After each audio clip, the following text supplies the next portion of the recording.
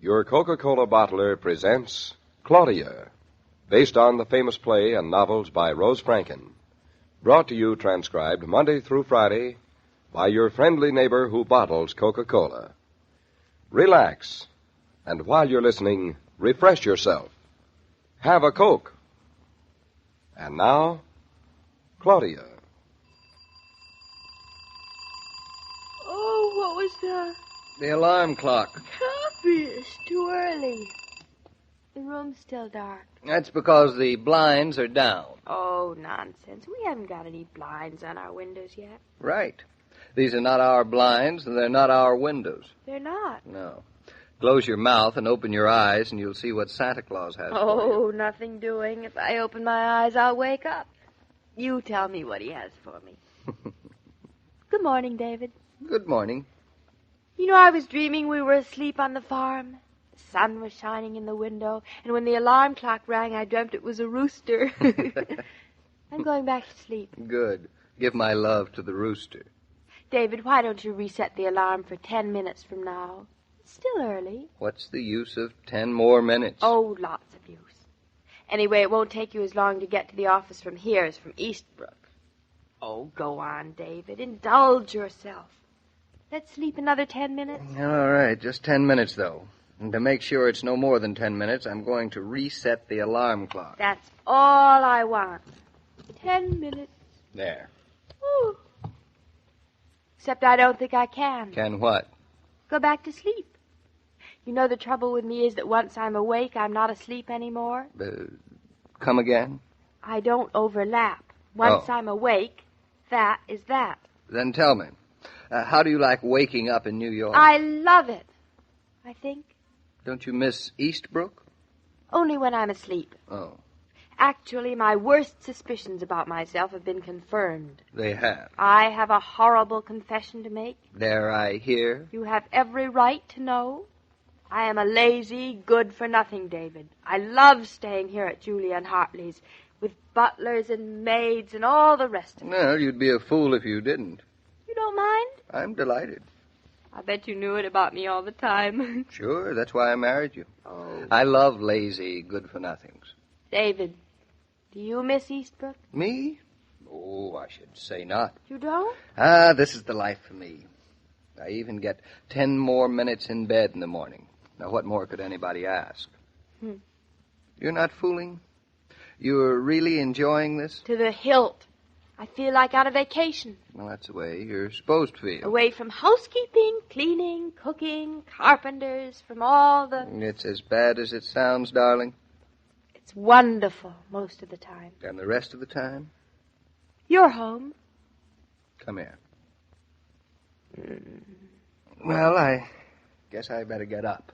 David, I've been trying to tell you, darling, you can't get up. I can't. No. Since when?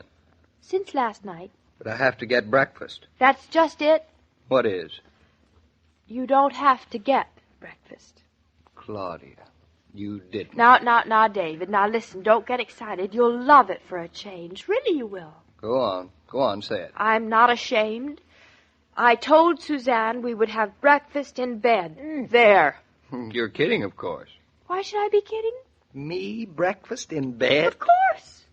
We're on a vacation, aren't we? You just said so. Now, don't darling, take it wrong. I have to get up and shower and get to the office. I haven't got time. You're on a vacation till after breakfast. You said so. So you will eat in bed and like it.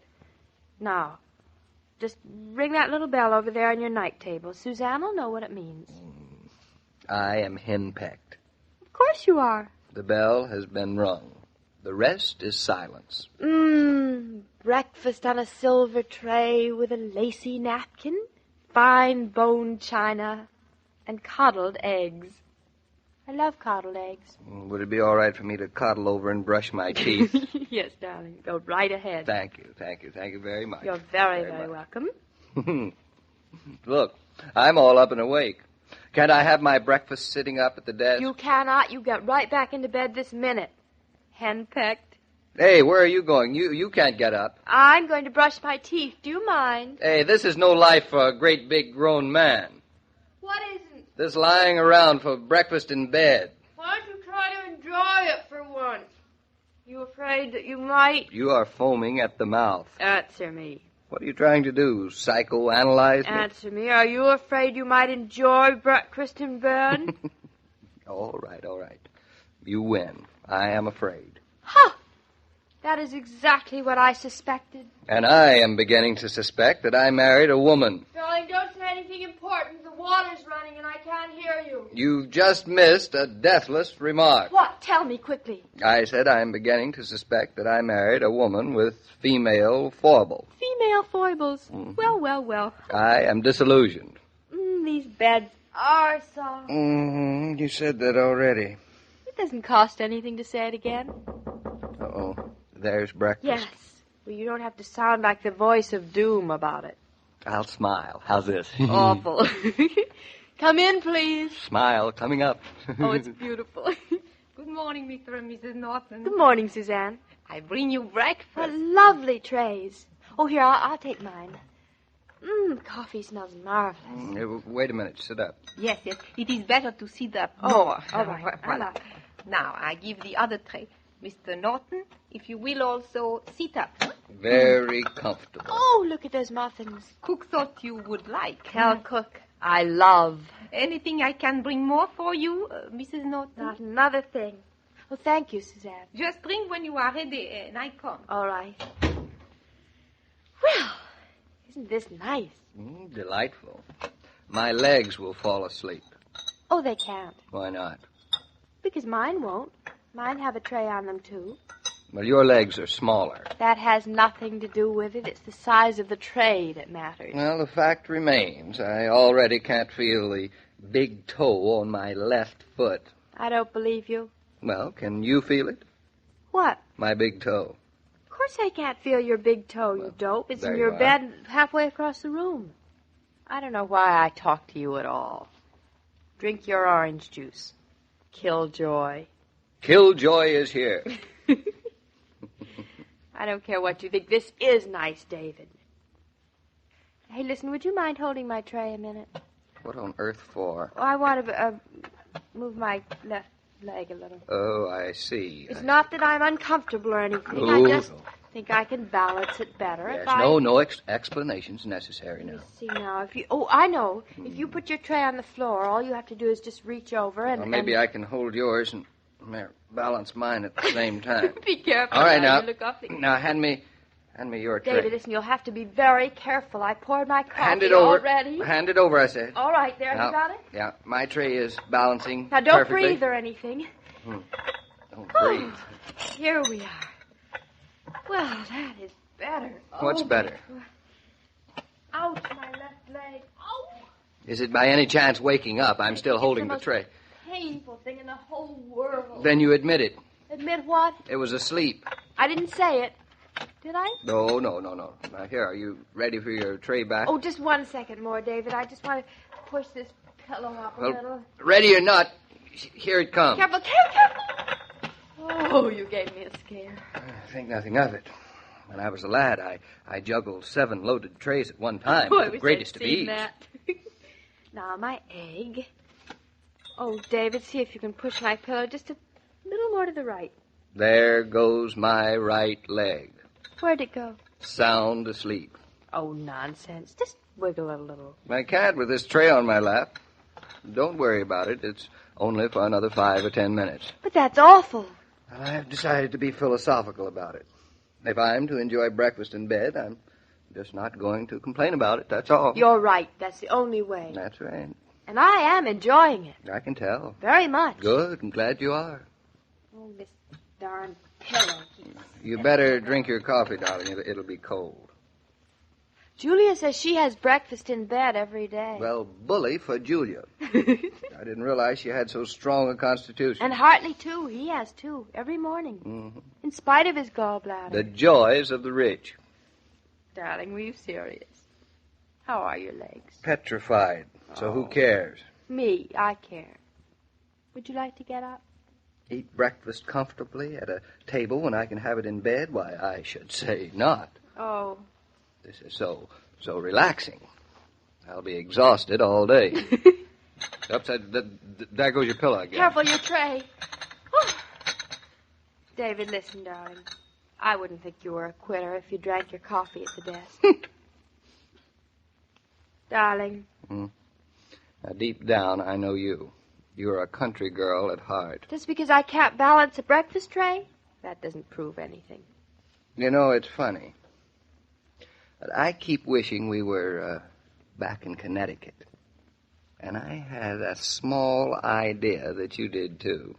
Back in Connecticut? Mm-hmm. On our lovely farm. Right. Bluff barking, Shakespeare meowing.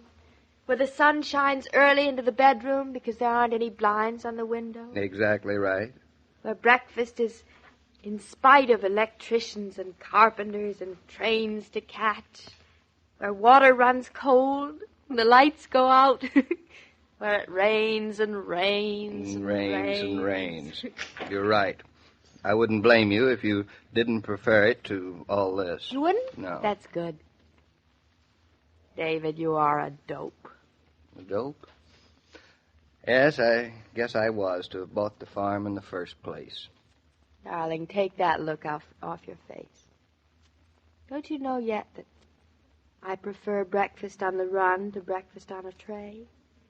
And that I'd rather be a farmer's wife than an architect's wife any old day. Oh, you would, huh? I would. Well, I wish I were as sure as you seem to be. You know, you seem to love all of this. Anybody rich can have all this. I just like it because it's here. But, darling, I've learned that it's a very special gift to wake up with a rooster instead of an alarm clock. Now do you believe me? Believe you? Here, come here. Come here, farmer's wife. I'm here. I'll give you a kiss that'll last as long as that rooster crows. Mention the word entertaining to some women, and they utter a weary sigh. They figure you have to go to a lot of trouble whenever you have a few people in. Other women have open house all the time. Their families never hesitate to ask friends over without advance warning. In such homes, you'll usually find the refrigerator well stocked with Coca-Cola. Then, all that's needed to make guests welcome is a bottle opener. Ice-cold Coke does the rest. If you want to enjoy a reputation for hospitality easily, order a case of Coke and keep a supply on hand. The family will thank you, and so will your guests. Oh, Mr. King, maybe you tell me. Was breakfast all right for the Naughton? It was fine when they finally ate it at the desk. They are a sweet couple. Oh, we enjoy having them in the house. And they've been enjoying it, too. They will stay till Friday? Well, that's what they'd planned, but come tomorrow night, I have an idea they may change their minds. And where will they go? To the most logical place in New York. And you'll find out where it is tomorrow. Every day, Monday through Friday, Claudia comes to you transcribed with the best wishes of your friendly neighbor who bottles Coca-Cola. So listen again tomorrow at the same time. And now this is Joe King saying au revoir. And remember, whoever you are, whatever you do, wherever you may be, when you think of refreshment, think of Coca-Cola. For Coca-Cola makes any pause the pause that refreshes, and ice-cold Coca-Cola is everywhere. This broadcast of Claudia was supervised and directed by William Brown Meloney. And now, here's a word from your friendly neighbor,